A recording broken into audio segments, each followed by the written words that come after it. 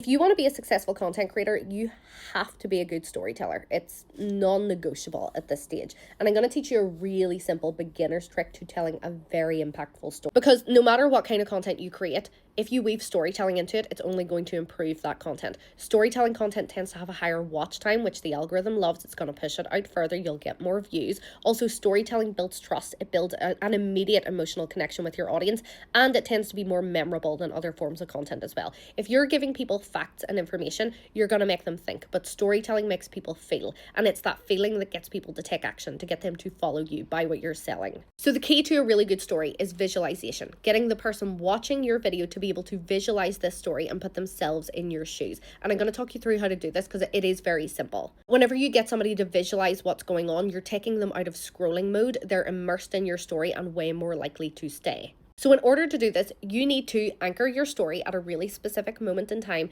and you need to describe what is going on in the story. When was this taking place? What was happening? Who was there? What were you thinking? What were you feeling? And crucially, what were people saying? So I'll give you an example of this, and this is very much off the top of my head, but I'm going to think of a moment where I could tell a story from. So in October 2024, I was sitting in the boardroom of an office where I'd worked for 4 years, and my boss, a man that I really looked up to and admired, was staring me straight in the face. I couldn't really read its expression, but I knew it was not good, and my thoughts were racing at this stage, and my hands, I was in such a cold sweat, like I knew this wasn't going to be good news.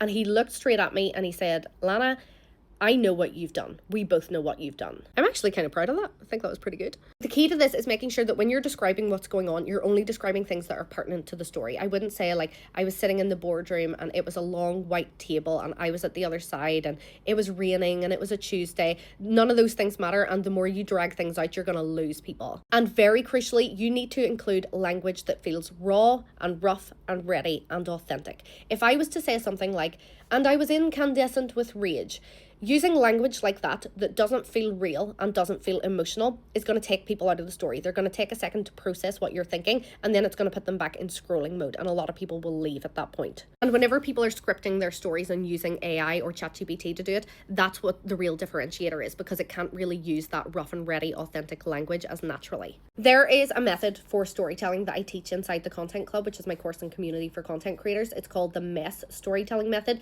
and it uses this. It anchors your story at a really specific moment in time, but it's also about what you do after that, how you structure the rest of the story to make sure that there's payoff for your audience. If you want to know more about this and how to create good content in general, join the Content Club. You can use the discount code GROW2026 to get in there.